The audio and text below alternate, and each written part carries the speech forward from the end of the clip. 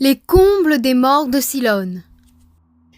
Les musulmans du Sri Lanka ont été une intrinsèque de la communauté sri-lankaise depuis l'avènement de l'islam et l'exploration du commerce arabe, indien, perse et d'autres commerçants musulmans sur l'île. Le Sri Lanka a été connu sous plusieurs noms. L'île a été appelée Serendip en arabe qui signifie île de bijoux.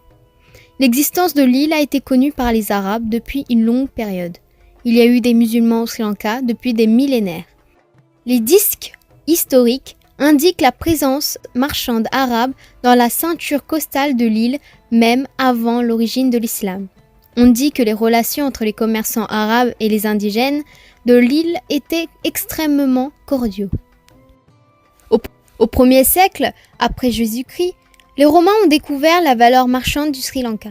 Puis l'île a été visitée par des Grecs, des Perses, des Arabes et des commerçants chinois. À ce temps-là, les marchandises sri-lankais étaient la cannelle, les pierres précieuses, les perles, les éléphants et l'ivoire. Au IIIe siècle, après Jésus-Christ, le rabais fiscal de l'Empire romain a causé une baisse périodique dans leur commerce. Les Arabes et les Perses ont sauté sur l'occasion pour remplir le vide et se sont engagés dans un commerce intercôtier rapidement florissant. Après le triomphe de la Perse, de la Syrie et de l'Égypte, les Arabes ont dirigé tous les ports importants et stations marchandes entre l'Est et l'Ouest. Les Arabes du Golfe étaient venus directement sur l'île pour le commerce, la migration significative et les règlements. Ils sont venus par l'intermédiaire de la côte de Malabar dans ce qui est maintenant le Kerala. Ceci apporte à notre esprit les histoires du Sindbad légendaire. On suppose que les premiers négociants et marins musulmans ont débarqué sur le rivage sri-lankais pendant l'ère naissante de l'islam. Les premiers Mohamédiens qui ont occupé le Ceylon étaient les membres de la maison des Hachim qui se sont enfuis pendant la persécution des califes tyranniques dans la première partie du 8e siècle. Les premiers commerçants arabes qui ont visité le Ceylon se sont installés dans la ceinture côtière, se concentrant principalement dans les villes du sud-ouest du pays.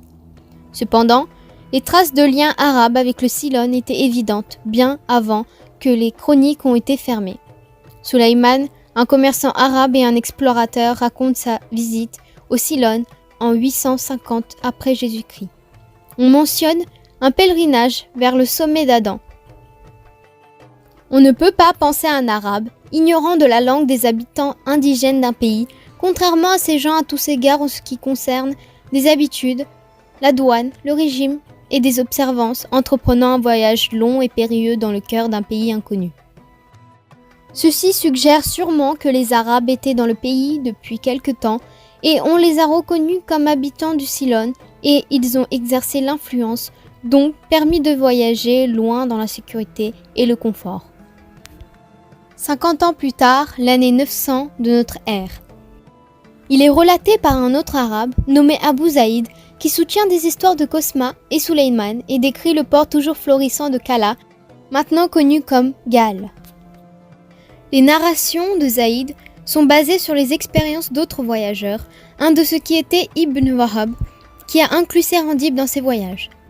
Wahab, comme ses prédécesseurs, a fait des observations prudentes et a rassemblé beaucoup d'informations par rapport au Lanka antique, car il peut nous dire que le Maharashtra, ou le pays de poivre, une des 3 divisions les plus vieilles du Ceylon, a été placée entre Galles, sur la côte, et le Ruhnarata dans le sud-est. L'implantation de morts dans la ceinture côtière de Ceylon s'est concentrée principalement dans les villes du sud-ouest du pays, et il a noté que la première implantation musulmane était dans un règlement de port au Sri Lanka occidental qui a été nommé Berberine, maintenant connu comme Beruwala, dans l'honneur du voyageur berbère qui a fondé la ville. Et le deuxième était dans une zone appelée Alutgamavidia, qui a été par la suite nommée la ville d'Arga en année 1940 par les musulmans de cette ville. La mosquée au Beruwala a la preuve archéologique indiquant ses origines historiques. La troisième implantation dans la région était dans Veligama, une ville plus au sud de Berberine. Son nom arabe a connu cette ville comme As-Salawat. Le plus grand massacre de musulmans dans l'île par les Portugais a été commis ici à Veligama où au moins 10 000 soldats arabes et leurs familles ont été abattus impitoyablement par les Portugais, qui étaient renommés pour leur barbarie vers ceux qui ont refusé de se convertir au christianisme. Les noms de famille des musulmans actuels dans la région affirment la première généalogie. Habitués aux conditions locales de façon diverse, les musulmans ont contribué largement avec leurs talents, richesses, et ont aidé au développement et au progrès du pays d'une façon paisible et confortable, s'intégrant dans la société et se mélangeant dans l'environnement local. Vers le Xe siècle, les sociétés de commerce arabes ont été bien établies au Sri Lanka, particulièrement aux villes côtières de l'île, jouissant de la faveur des dirigeants et du maintien de relations cordiales avec les habitants locaux. Dans cette ère, les Singalais n'ont pas été intéressés par le commerce et ont été apaisés dans le bétail de levée et l'agriculture. Le commerce était ainsi grand ouvert aux musulmans. Les rois singalais ont considéré les règlements musulmans favorables à cause du revenu qui les ont apportés par leur contact à l'étranger, tant dans le commerce que dans la politique. L'histoire estime que jusqu'au XIVe siècle, les Singalais n'étaient pas familiers dans l'échelle massive, filant et entrelaçant de tissus. Bien sûr, il y avait le métier à tisser manuel antique et la quenouille, mais la production était insuffisante pour satisfaire aux exigences de la population entière. En conséquence, ils ont dû dépendre de l'Inde pour leurs vêtements. Pendant ce temps, le roi singalais a livré des manifestes accordant la récompense à n'importe quel individu qui passerait en Inde, amènerait un certain artisan qualifié dans le but de présenter l'art de fabrication de tissus dans le Ceylon. À ce temps, un habitant de Mor de Beruwala, motivé par l'offre tentant, a fait le voyage à travers le détroit de Palk et a apporté avec lui un lot de 8 tisserands de la caste de Salagama d'un endroit appelé Saliapattanam. Alors que l'histoire continue, les 8 personnes renvoyées ont été droguées et garanties à bord. Ils se sont rendus compte qu'ils ont été transportés dans un pays étranger seulement à leur réveil à des milliers de kilomètres en mer. Malheureusement, 2 des victimes, plutôt que d'être le sujet d'une telle tromperie, ont sauté en mer et n'ont jamais été retrouvés. On a accordé aux tisserands restants un accueil chaleureux à leur arrivée dans le Ceylon. En temps utile, ils ont été présentés au roi, qui les a traités avec chaque bonté pour les inciter à commencer la réalisation de leur métier localement. Ils étaient au quart de la cour, se sont mariés avec les femmes de distinction et des maisons données avec les terres. Une manufacture a été établie pour eux à proximité du palais royal. La courtoisie et l'utilité des morts se sont attirés dans la faveur royale. Ceci a acquis une autorité plus haute qu'ils ont eu l'habitude d'accorder pour leur capacité au plus complet dans leur territoire le long de la côte. Il y a aussi un rapport dans l'histoire du Sri Lanka d'un dirigeant musulman, Vatimi le Raja, qui a régné à Kurnagala, la province centrale du Nord au XIVe siècle. Ce facteur ne peut pas être retrouvé dans les réserves de l'histoire par leur omission pour des raisons inconnues par des auteurs modernes. Vatimi le Raja était le fils du roi Bhuvaneka Bahu Ier et d'une mère musulmane, la fille d'un des chefs. Le fils singalais du roi Bhuvaneka Bahu Ier, Parakrama Bahu III, l'héritier réel du trône, était couronné à Dambadeniya sous le nom de Pandita Parakrama Bahu III. Pour se débarrasser de son demi-frère Vatimi le Raja, il a ordonné d'arracher ses yeux. Il est tenu que l'auteur du Mahavansa avait supprimé l'enregistrement de cet incident honteux. Le traducteur britannique Mudaliar Vijay Singha déclare que l'original Ola, le scénario de feuilles, a été physiquement enlevé des écritures et de la fiction insérée au lieu de cela. Le voyageur arabe Ibn Battuta a vu le Raja Vatimi, aveuglé, aussi connu comme Bhuvaneka Bahu II ou Al-Konar, abrégé d'Al-Langar Konar, signifiant le chef de Lankadalakeshwara pendant sa visite à l'île en 1344. Son fils nommé Parakrama Bahu II était aussi un musulman. L'origine des rois d'Alakeshwara s'est finie en 1410. Bien que tous les rois pendant ce règne ne puissent pas avoir été des musulmans, on peut considérer l'absence du préfixe Sri Sangha Bodhi au nom de ces rois sur les inscriptions sur pierre pendant les 100 périodes de l'année comme un indicateur qu'ils n'étaient pas des bouddhistes. Plus loin, pendant que Ibn Battuta rend visite aux dirigeants musulmans appelés Jalasti, est rapporté pour avoir tenu Colombo sous sa prise avec une garnison d'environ 500 abyssins. Le Sri Lanka colonial. L'afflux des Portugais dans les années 1505 a affligé les musulmans dans leur statut, dont ils se sont jamais remis, vu que les Portugais les ont considérés comme leurs adversaires dans le commerce et des ennemis dans la foi. Quand les Portugais ont d'abord apparu sur les rivages sri-lankais, les musulmans ont averti le roi Sangha, la noblesse et le peuple de la menace potentielle à la souveraineté du pays. La rivalité entre ces Portugais et les Maures était inégale, car les Portugais ont été formés et disciplinés pour être des soldats compétents en armes, bien équipés et ayant acquis des méthodes de guerre modernes inouïes. De part, les Maures étaient seulement paisibles et travailleuses.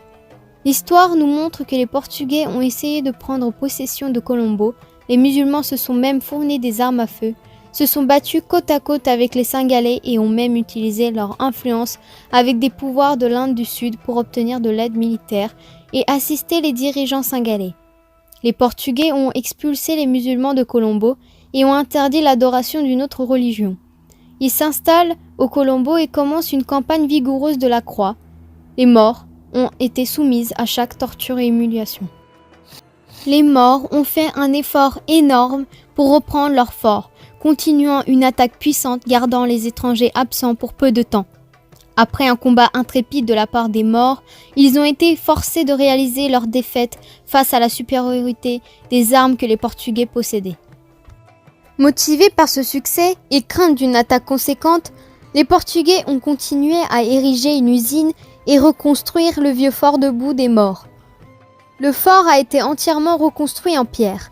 Les Cingalais et les Maures ont fait tout ce qui était possible d'empêcher, le travail étant effectué, mais ont été brutalement vaincus. Raja Singha II, le roi de Kandy, désirant se débarrasser des Portugais qui ont gouverné la plupart de la zone côtière de l'île, a fait un traité avec les Hollandais en 1638, qui avaient à ce moment-là la plus grande flotte marchande dans le monde.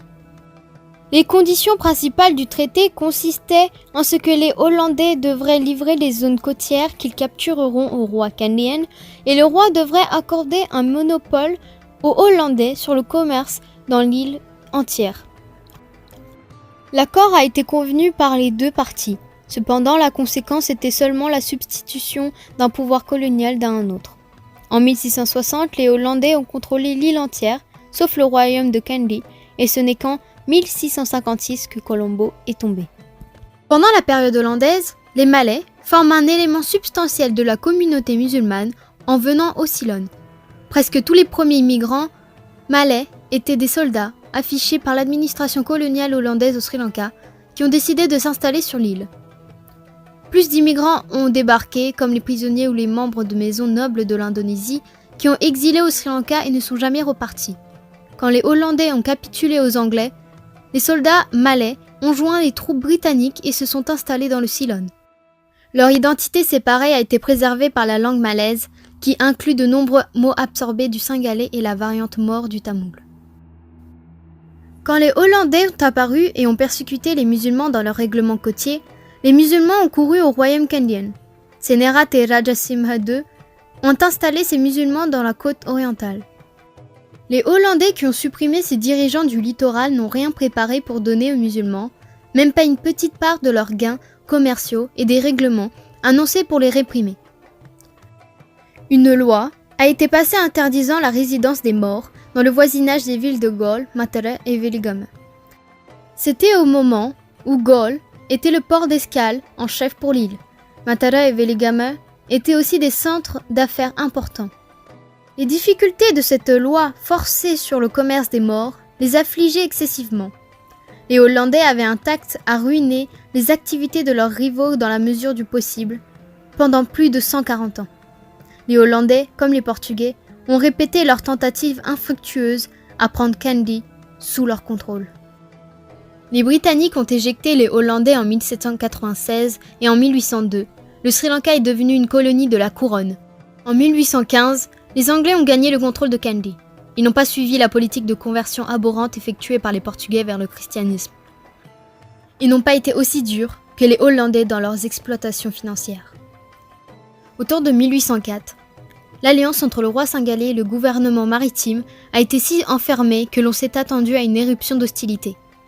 On l'a donc considéré imprudent de régler le paiement de l'impôt principal et d'ainsi contrarier les morts qui pourraient être utiles aux Anglais de façon innombrable, indique Lorna Devaraja dans son livre.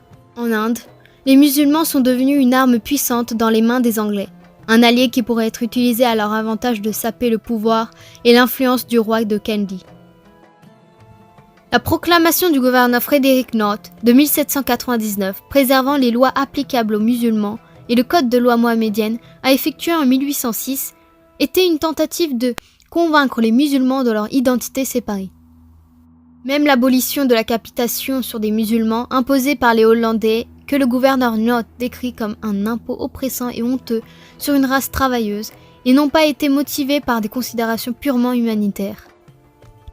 Il est aussi exposé que les morts de Ceylon ont été pour la première fois nommés au rang natal. Un des tout premiers de ceux-ci était Hadji de Velassie, le distingué, même si peu de morts sont connus. Un individu plus populaire était le cheikh Doudouman Lebbe Marikar Abdul Kader, le grand-père du dernier ILM Abdulaziz, qui en son jour était un membre en vue de la communauté des morts. C'est Kali Marikar, le nom par lequel il était mieux connu. Le 10 juin 1818, il a été nommé à la tête des morts de Colombo par Sir Robert Browning.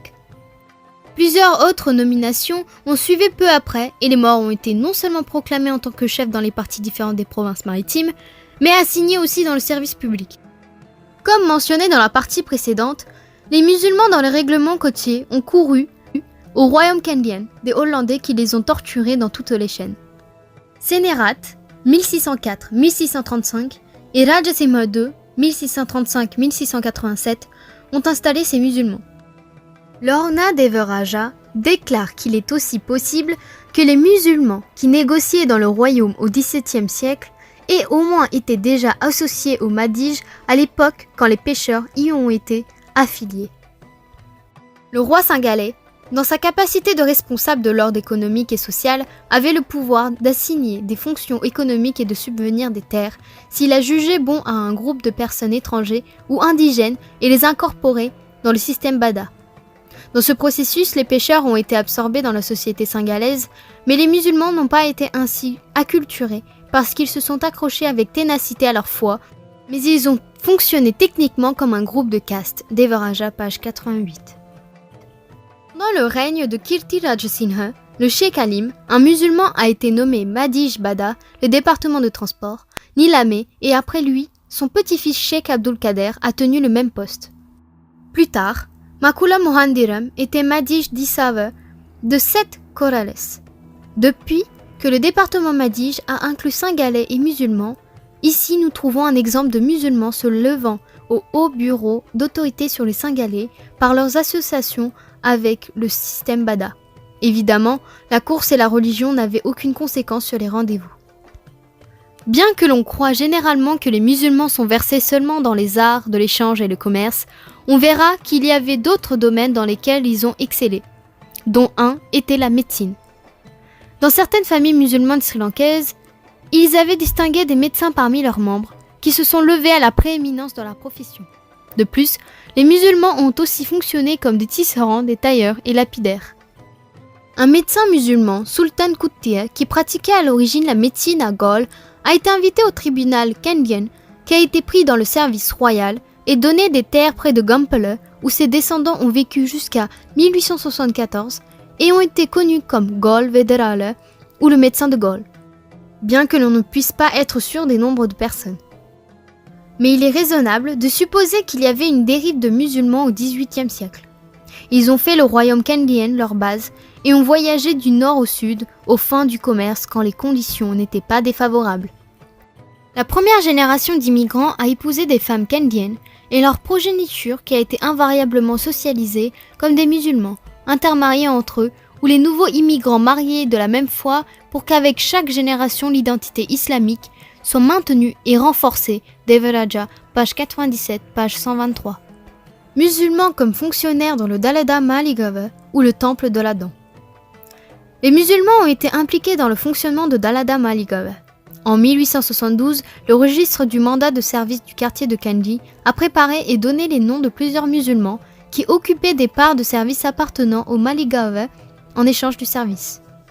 Le Dalada Maligawe a possédé des terres vastes appelées Maligagam et l'administration était entièrement dans les mains d'un officier appelé le Diavadananilame, nommé par le roi de l'aristocratie Radala.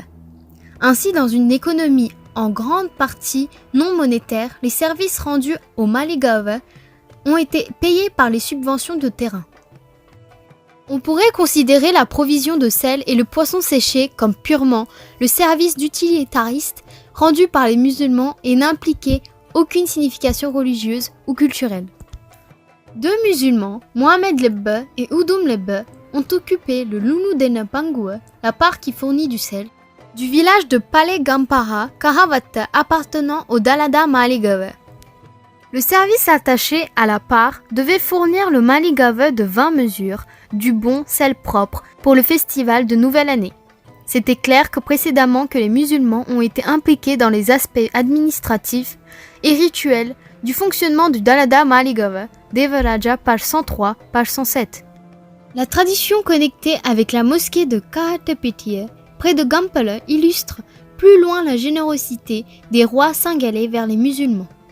Le site où la mosquée se situe était un terrain superflu avec peu d'arbres. Selon la tradition, une ascétique de la Mecque a été assise ici dans la médiation et sa position immobile honorée a frappé l'attention d'un grog-tapeur qui était venu pour découvrir le palmier. Pour vérifier si cette figure était vivante ou morte, on dit que le tapeur a coupé le bout de son nez.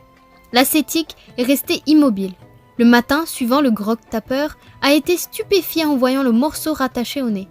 Le tapeur a été impressionné et a relaté son expérience à Bouaneka Baru IV, qui lui a rendu visite à l'ascétique et lui a demandé ce qu'il a eu besoin, seulement d'une bande de terre pour poser ma tête sûre, était la réponse. Quand le roi a voulu savoir la mesure exigée, l'ascétique a jeté son bracelet appelé le Sakaravalala dans 4 directions et a indiqué l'endroit. On lui a accordé et c'est toujours connu comme Sakkaran Kotoe. Le saint Bavakov a été déifié et un tombeau a été construit en son mémoire. Plus tard, une mosquée est apparue brusquement sur le même endroit et il continue d'être bien connu pour le pèlerinage. Aussi, on a accordé beaucoup de terres amarrant des hommes représentant la haute autorité dans le royaume. Le Linde Kotuwa Gedere accordé à Abdul Quddus dans Gampala et plusieurs autres offres faites au salon de dignitaires comme le roi Kandyan a montré des contributions remarquables et la tolérance vers les musulmans. Il y a plusieurs familles de musulmans dans l'Udarata, même aujourd'hui porter des noms de famille comme Mohandiram Lage, Vidana Lage et Lekamge signifient leur rapport officiel de leur passé. Et comme nous examinons cette longue odyssée des morts de Ceylon, il révèle une sorte de périple où la base d'une première et vieille communauté de commerçants arabes avait été mise de côté.